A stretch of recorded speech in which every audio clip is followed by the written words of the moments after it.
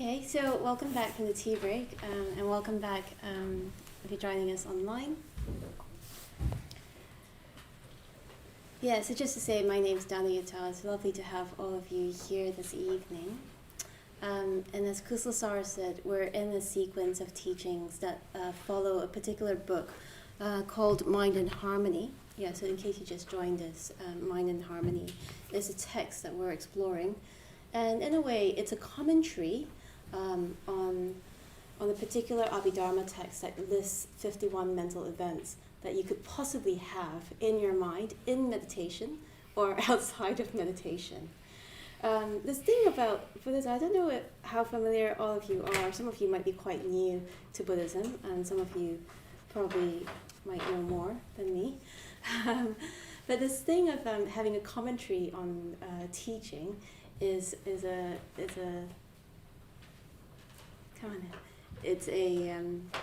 quite a tradition in Buddhism. So you tend to have like a teaching, and then lots and lots and lots of commentary, and sometimes you get commentary on commentary on commentary of a particular teaching. So this is like firmly in that tradition, yeah. And because it is a commentary on of a particular tradition, what if put up on this board, which is the 5 intensifiers that we will be looking at. So the 5 out of 51 mental events. I don't know if all of you can see it. Can you see it over there? No. Do you want me to tilt it? Yeah, maybe it needs to be tilted a little bit more.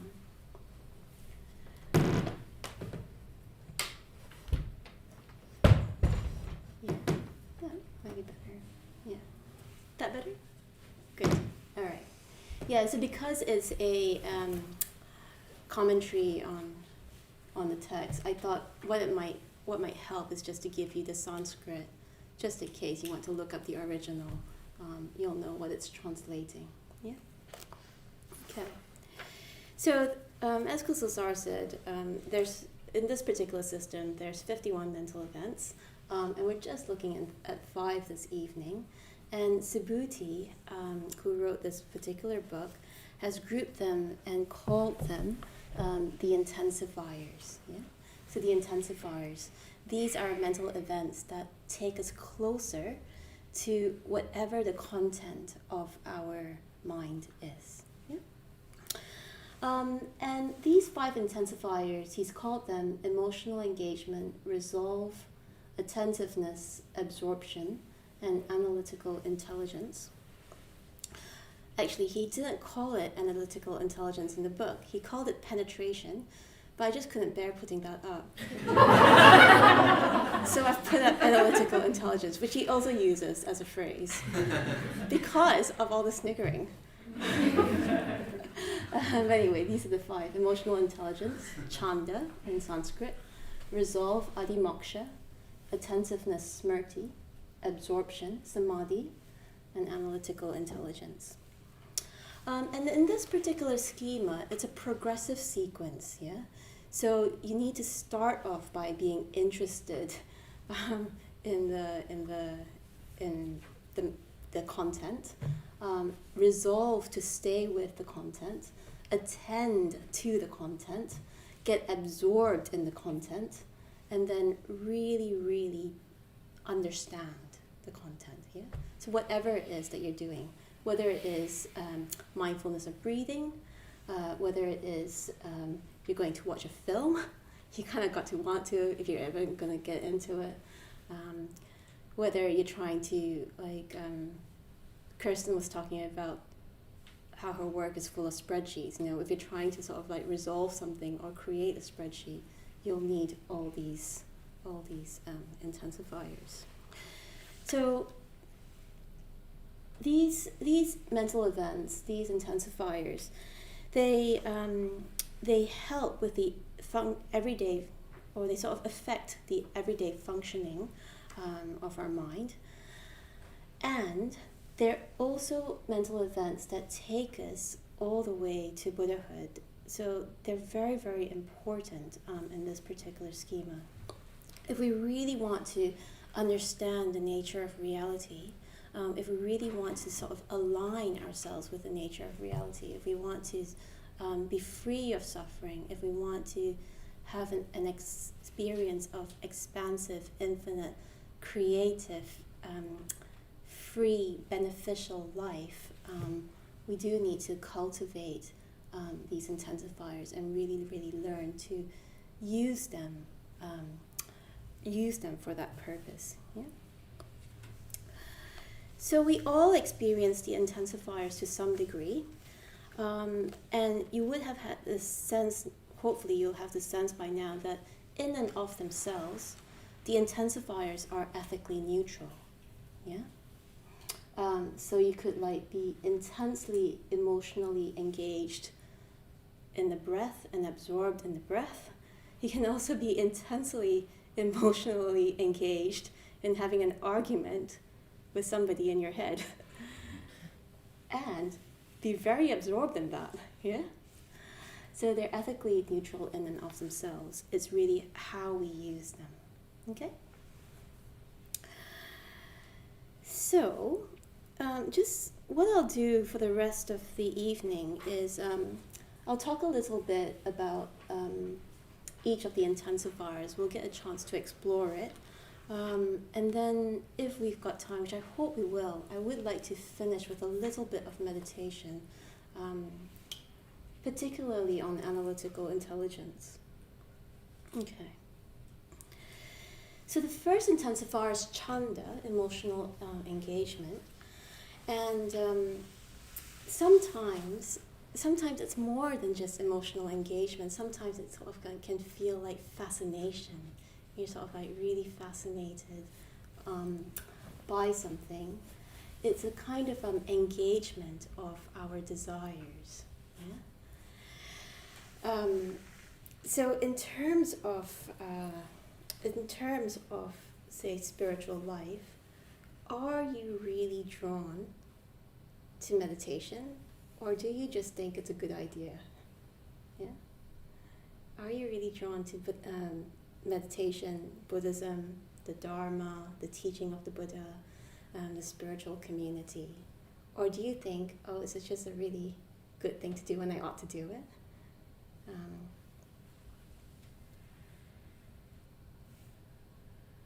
In a way, if you are going to get anywhere in the mindfulness of breathing, you need to actually want to be with the breath. Yeah? You actually need to want to pay attention to the breath, or at least want to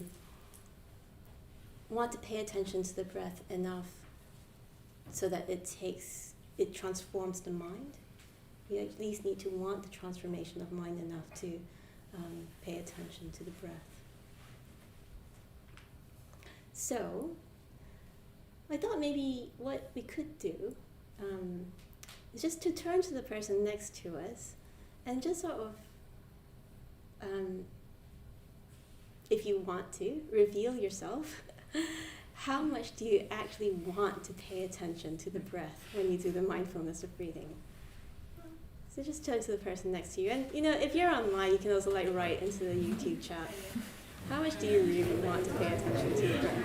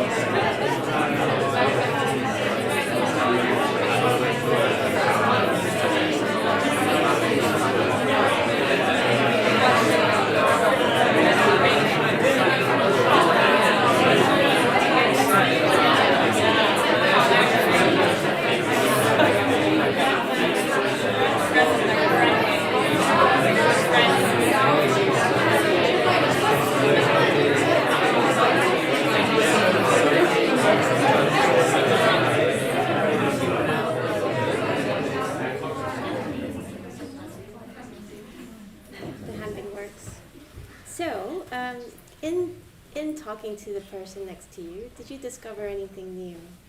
Or what did you discover? I thought somebody said yes. Sorry, no, I'll go. I realised that after you'd asked that question, I realised that I'm not actually interested in following my breath. I follow it as a means to an end. I don't like following my breath around my nose and my mouth because it distracts me. It makes me want to kind of brush my nose or cough. And then when I follow my breath into my body, I like it, but I'm more concerned with kind of like expanding the muscles and like really filling out my chest and stuff. Like a breathing exercise. Yeah. Yeah. That was the realisation. Okay. That you don't really particularly like following the breath. It is a little bit uncomfortable in some areas, and then in other areas you're trying to do it more like a breathing exercise. Yeah, well, I thought that I liked following the breath, but I don't. I'm using it as a means to an end. I'm using it to kind of feel around my whole body rather than revere the breath in and of itself. Interesting. Did anyone else have something different?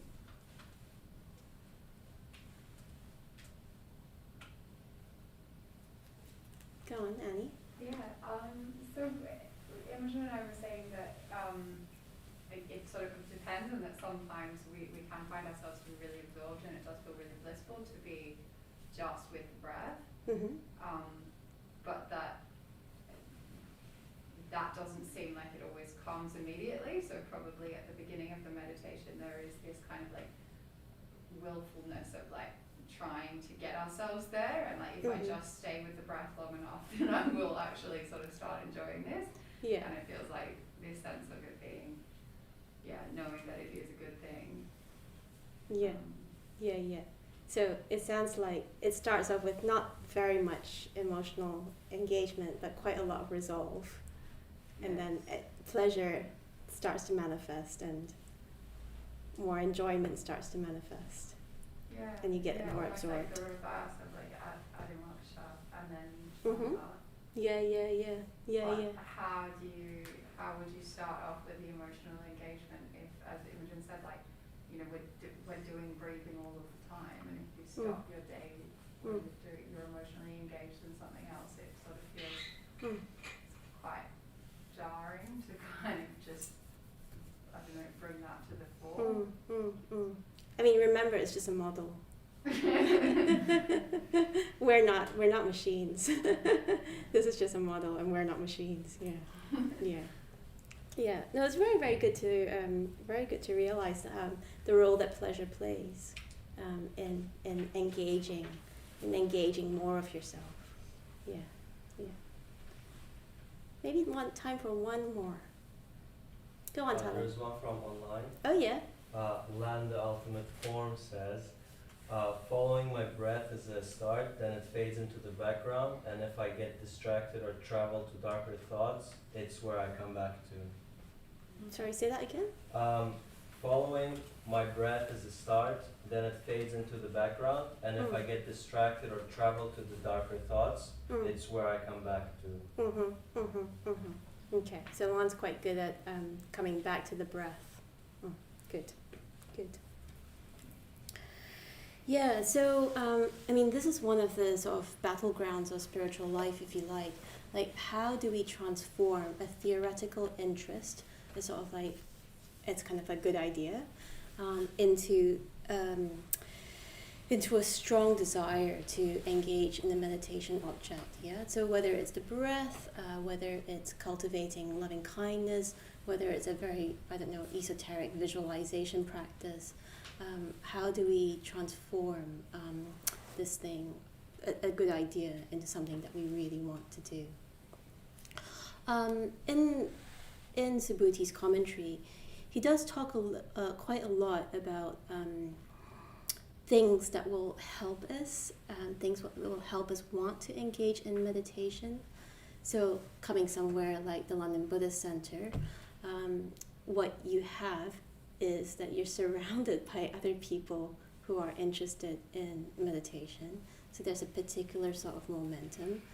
You tend to get some Dharma input, so some theoretical input. Hopefully it's enlivening, inspiring, a bit playful, enjoyable. And you sort of get that input from whoever's teaching, but you also get that input from each other. Yeah. He also talks about an environment that's quiet, conducive, and beautiful. Not that we won't ever be able to engage our minds and engage in meditation in a noisy, ugly environment. It's just that for most of us, somewhere that's calm, somewhere that's sort of, golden like this, it's just relaxing. It's just much more conducive.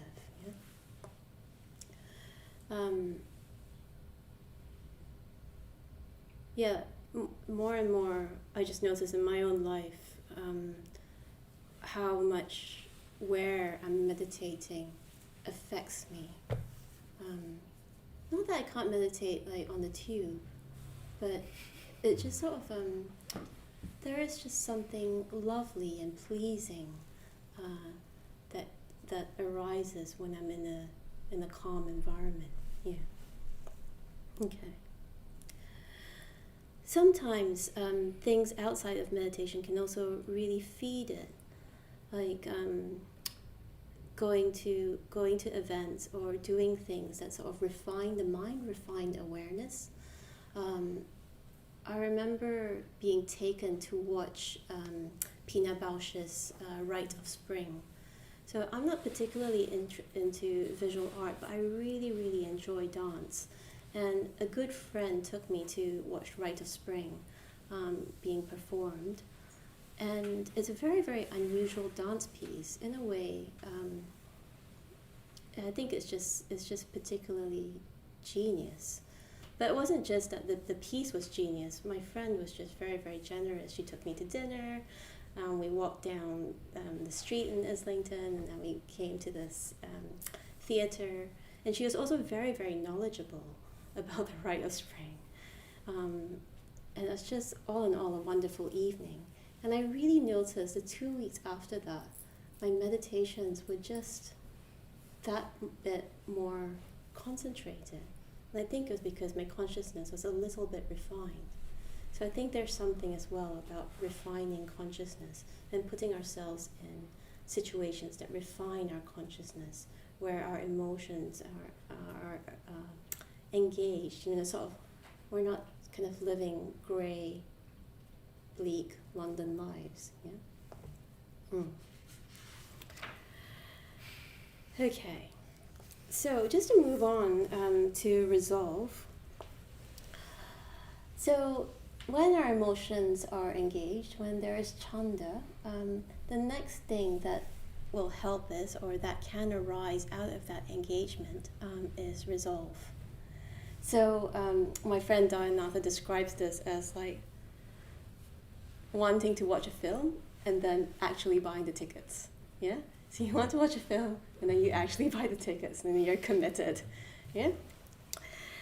But actually, resolve has two components. There's a cognitive component, and there is a volitional component. So we kind of need to like make the resolution. Well, most of us will tend to make the resolution in our minds first, and then act on it.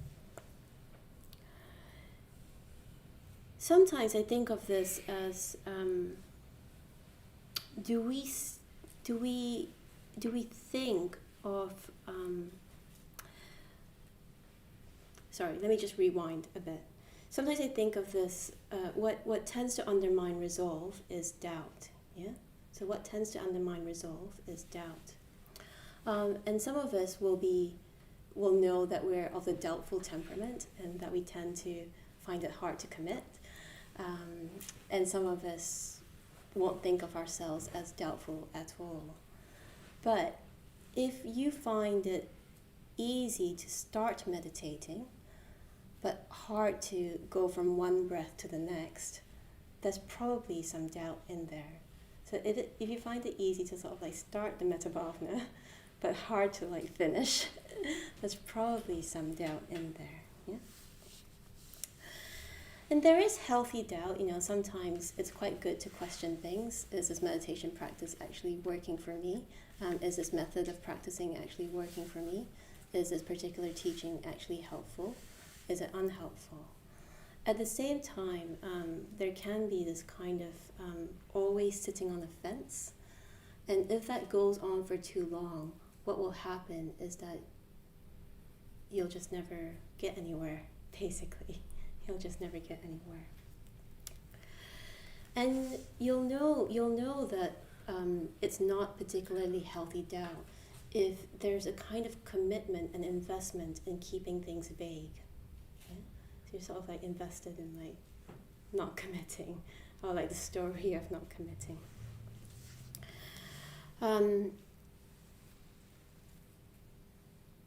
Subhuti talks about how the resolution of doubt is to have courage to stay with the doubt and actually investigate it. Yeah. So when you do have doubt, you don't need to squash it down or just do what I did, which is I'm not a doubtful person. The resolution of doubt arises in dependence on courage. You have to have the courage to actually investigate. Like, what do you really, really think? Where is the conviction? And then commitment will just arise. Okay? So, if you ask yourself the question, am I really convinced that this is the best thing to do and the best way to go about this? And the answer is no, or I'm not sure. You need to make up your mind. You need to make up your mind.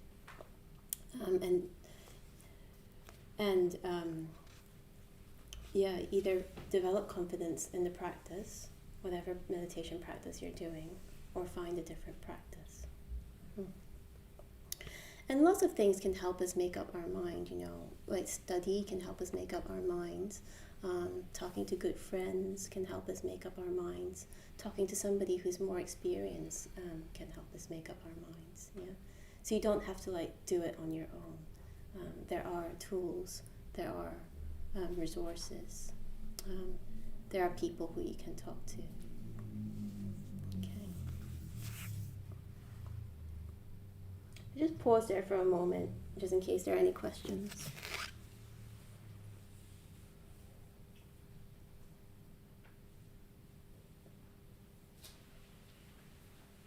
Is there a particular reason why, emotional engagement is the first one and then resolve is the second one? I assume it's not a linear process. What I was thinking is, wouldn't, for example, if you were doubting, that have an effect on the level of emotional engagement that you have? So is there a reason why one goes first? Yeah, like I said, it is a model, so it won't. Models are slightly abstracted from reality, so it won't apply in every single case. But I think it's a little bit like, so say how it manifests in my own life is I definitely want to meditate. I really, really want to meditate. In fact, I will go on a month-long meditation retreat, And when I get to my cushion, I am interested in meditation enough to meditate for an hour or longer, but I find it hard to go from one breath to the next. So in the moment-to-moment, mind moments, I guess, there isn't enough resolve to just stay one breath after the other. It's like I can bring my mind to it, I can't stay with it. That's how I tend to think of why one is follows on from the other. Does that make more sense? Oh. Okay. So the next. If there's emotional engagement and if there's resolve, attentiveness arises. Yeah, attentiveness arises. And that's a particular translation of smrti. Smrti, by the way, is more usually translated as mindfulness. So you might have come across smrti as in mindfulness. But in this particular schema, it's attentiveness. So when there's attentiveness, we are able to sustain our attention on the breath or whatever the meditation object is.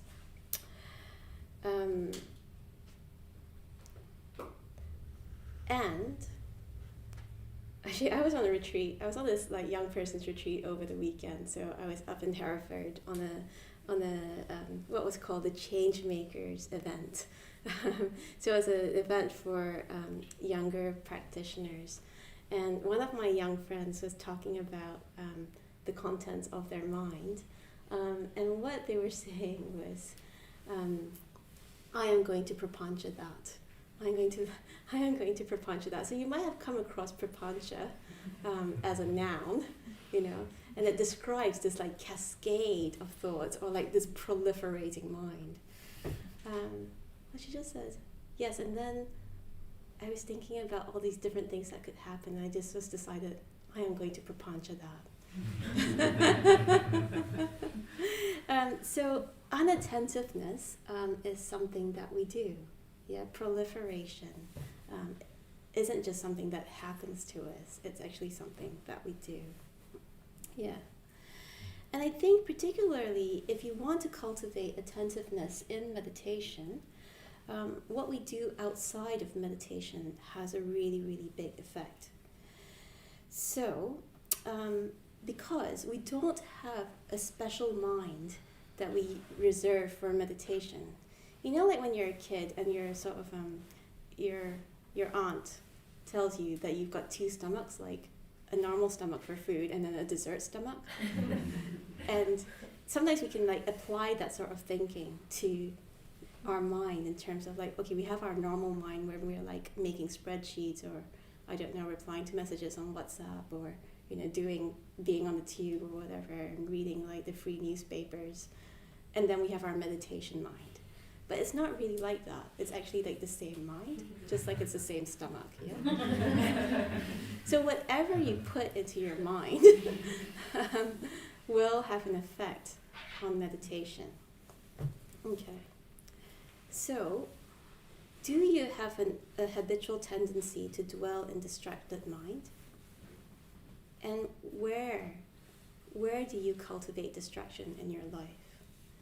So I'd like you to like turn to somebody else, so not the person that you spoke to, just turn the other way, and see if you can tell the other person like where you habitually dwell in distraction, or how you cultivate distraction in your life.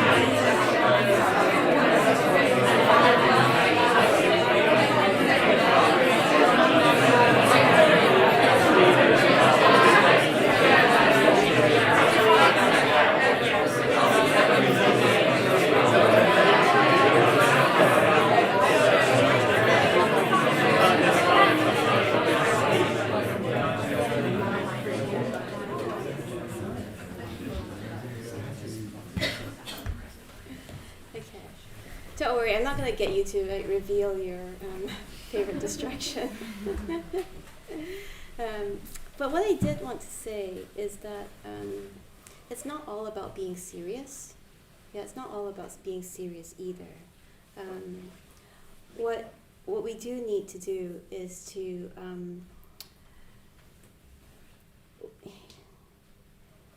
well, Subhuti basically suggests 3 things that will help with attentiveness. One is to have playful, pleasurable, enlivening companionship. So it's not all about being serious. Second thing is to have unstructured time. Yeah, time where the mind can just rest and sort of decompress a little bit. We use it so much. Some time that's just completely unstructured. That is not meditation, by the way. Sometimes people use their meditation for unstructured time. But if you use your meditation for unstructured time, when are you actually meditating? And then the third thing that he says really promotes attentiveness is to have good ethical conduct. I think that the third thing is quite interesting because basically when we don't act well, what happens is that our mind sort of splits. It fractures into 2. It's almost like we kind of know that we're not acting well, and part of us will be denying that. So the mind splits into 2, and a part of us will be slightly disgusted with ourselves, yeah? And then it'll be really, really hard to attend, okay? So to the extent that we develop attentiveness, we leave unwholesome states behind. To the extent we cultivate and develop attentiveness, we leave unwholesome states behind.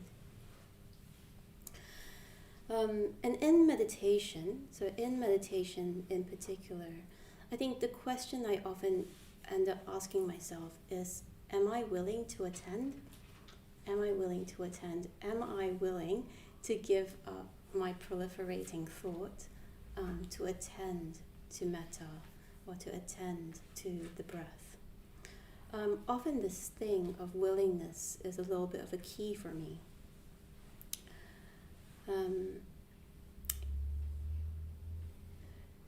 Yeah. So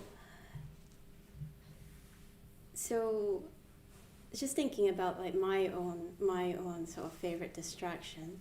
One of the things that I really like watching on Netflix is, and also on BBC these days, is RuPaul's Drag Race. So I really, really love this reality TV show where drag queens compete against each other to be the best drag queen. It's great.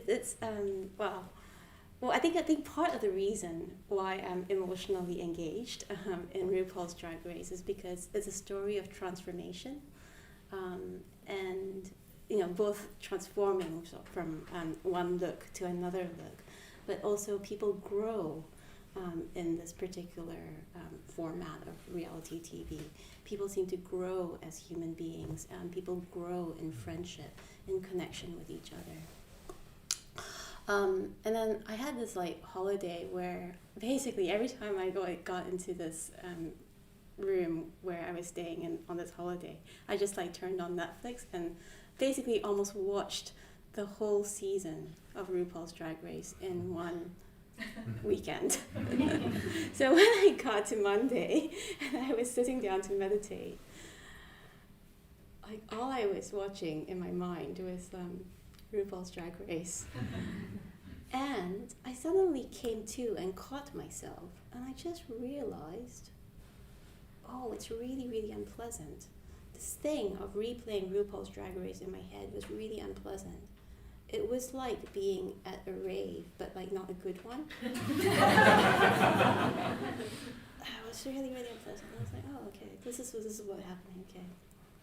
Well, that's interesting, isn't it? It's there's something that wants to express itself, and I seem to be able to get underneath it to the sense of, I don't know, energy and wanting to grow and wanting to move forwards. And the moment I got into that energy, I attended to it, felt it in my body, suddenly I was absorbed. Yeah, it literally took about 10 seconds. And then I ended up having a really concentrated and absorbed meditation. So the question is, are we willing to attend? Yeah. By the way, that doesn't happen to me like every day, so it's very, very particular moment. But that moves us on to absorption, into samadhi. So in a general sense, it's a kind of unshakable attention, a kind of single-mindedness. We can get absorbed in sort of daily tasks. But also in meditation, this kind of absorption is very, very important because it helps the mind become pliable, lubricated, moisturized, juicy, bouncy, flexible. And when the mind is like that, when the mind is absorbed, what we tend to move from is the world of senses, which we explored in the start of the class, to a more meditative world. Subhuti calls it a meditative world of purified form. But basically, what happens is that your experience just becomes much, much more refined. So it's as if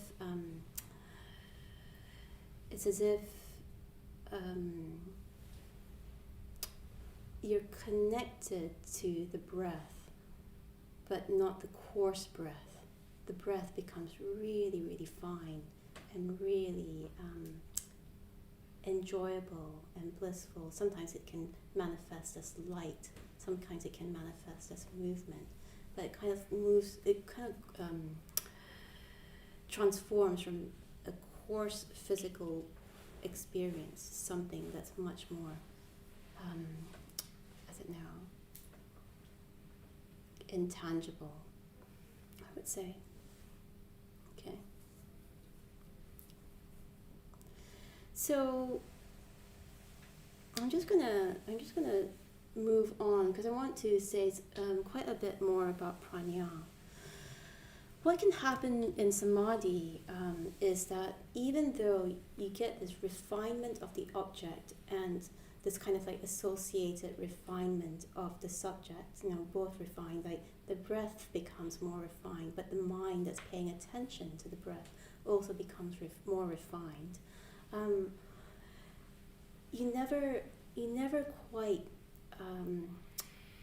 penetrate, I guess, beneath the surface of that. You kind of,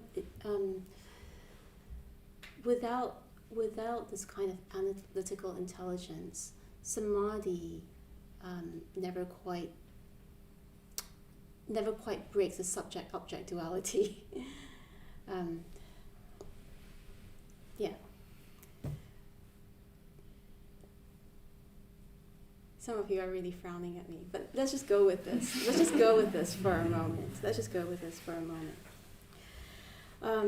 Maybe another way of thinking about it is that in samadhi, even if you're in the highest state of dhyana, the highest state of consciousness, subject and object remains distinct. They can be very, very fine, but they remain distinct. Yeah? So breaking through subject and object requires prajna, requires analytical intelligence. Okay. And in meditation, we predominantly do this through reflecting on marks of existence. Well, at least in Buddhist meditation, this is what we do. We reflect on the lakshanas. We reflect on the characteristics of conditioned existence. Basically, that's just like a very sort of like fancy, jargony, technical way of saying that we need to reflect so that we become more in line with how things are. Yeah? So Buddhism would say that the three fundamental mistakes that we make are that things are permanent, that things have a real essence. There's a thingness to things. There's a kusalasaraness to kusalasara. There's a sort of like core. And that if we just hold on to that core that's permanent and unchanging, that is where happiness lies. Yeah. So this is the 3 mistakes that we make. But what we need to do, if we want to sort of break down this distinction, if we want to sort of really align ourselves with reality, we do need to reflect from a meditative place on impermanence, on insubstantiality, and the unsatisfactoriness of clinging. Yeah? So in this particular system, because we talked about how the progressive prajna, this little bit of analytical intelligence, is the pinnacle. And because it's the pinnacle, we should try to do a little bit of it every day, even if we're not absorbed or we can't hold our attention for very long. We don't have very much resolution and commitment. And sometimes we might not even be like that emotionally engaged. We can still do a bit of an analytical reflection. And it is important. Sometimes people can think that, but these teachings, they're sort of like too high for me. The thing is, reality is going to affect you whether or not you're a beginner or like a sort of really experienced meditator. Yeah. So we do need to cultivate a little bit of prajna every day. Okay.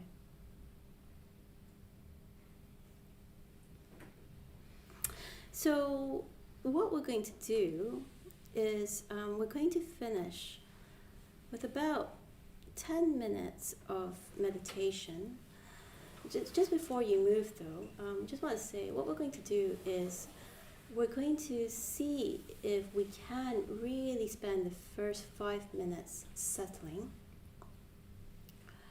And then we're going to go back into looking for feeling sensations. So feeling sensation that Kusalasara introduced right at the start of the evening. I'm going to go back to Vedana. And I'd like you to see if you can notice that there isn't really necessarily this thing called the breath. It is just lots of different sensations. But don't take my word for it. Really investigate it in your own experience. Okay? So I'll guide us through, but that's what we're going to look at. We're going to look through the lens of insubstantiality.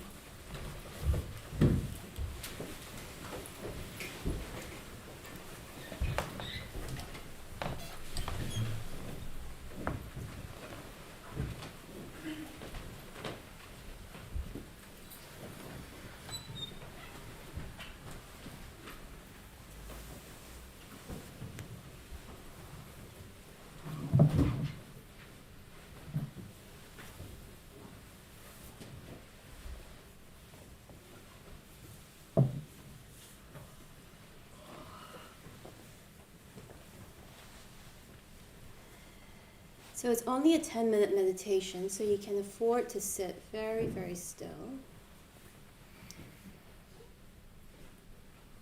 And to really commit.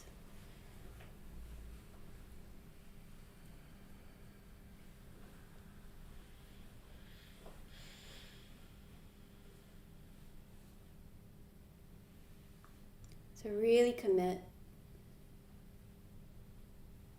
You might even just ask yourself, am I willing to attend to the breath?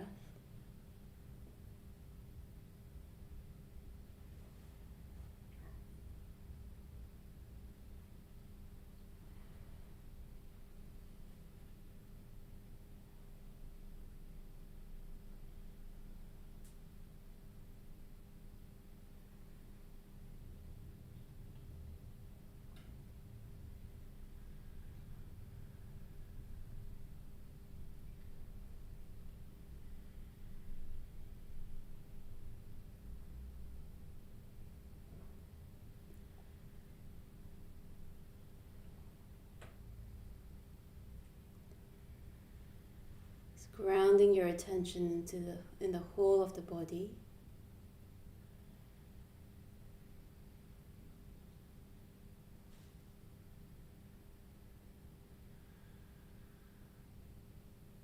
All the way down into your feet.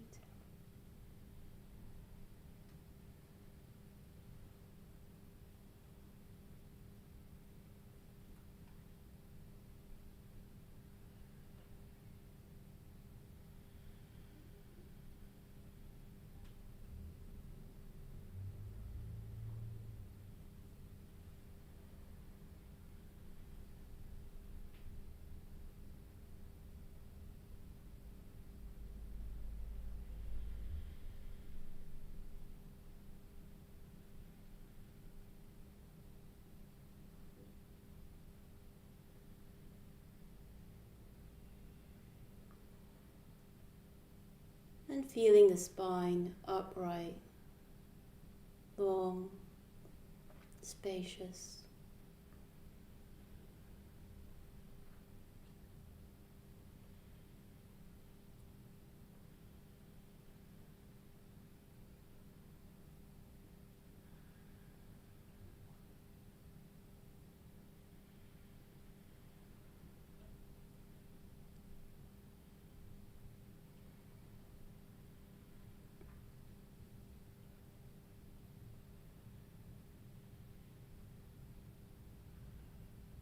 Now attending to the breath.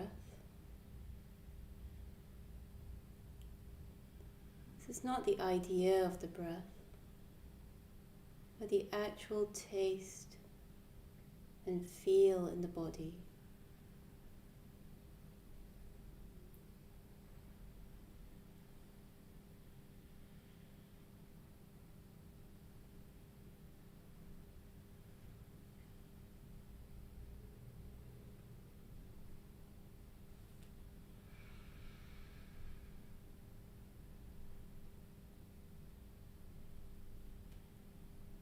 Notice where the breath starts.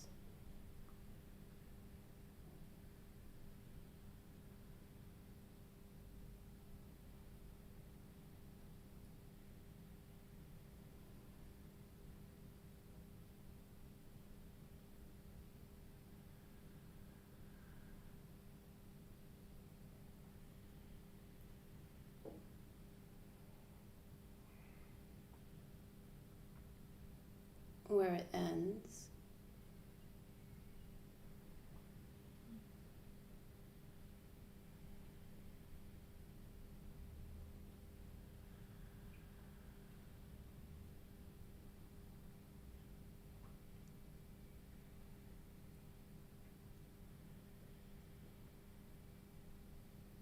Is the breath in the nose?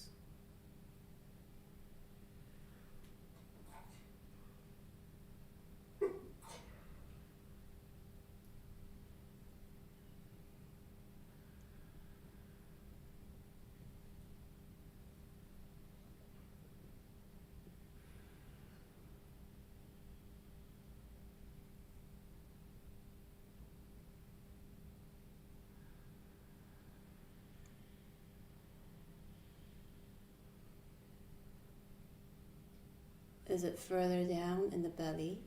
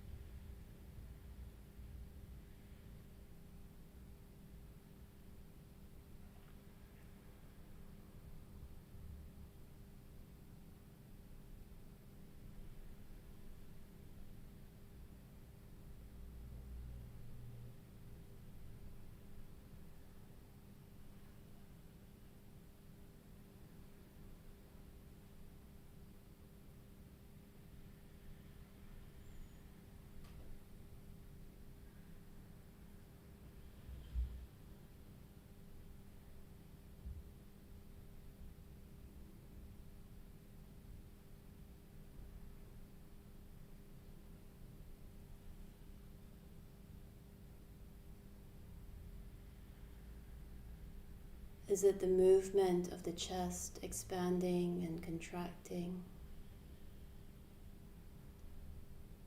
Or is it the flow of the air?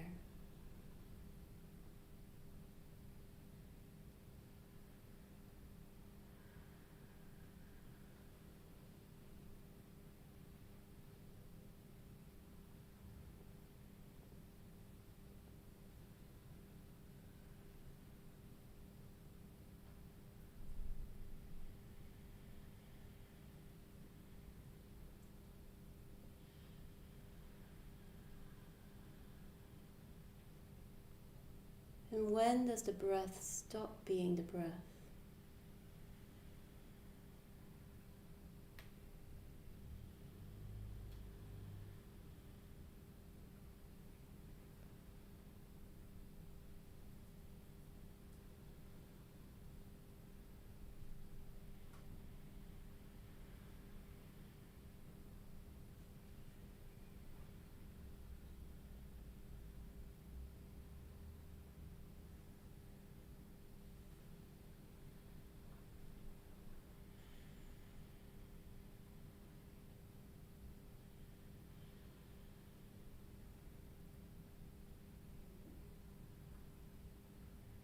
Just staying with the changing sensations.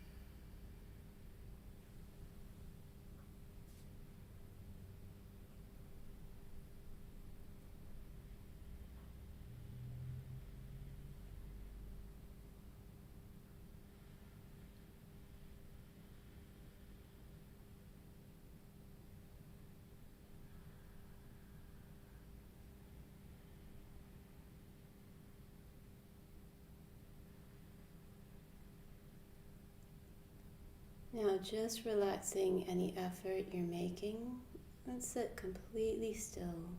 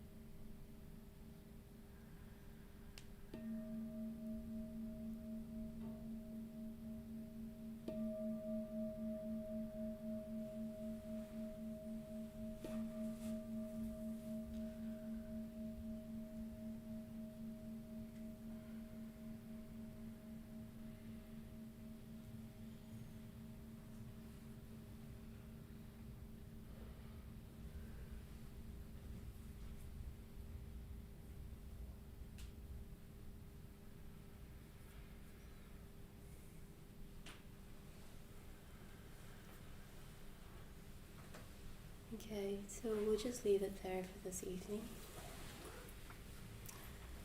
Thank you for coming and see you next week.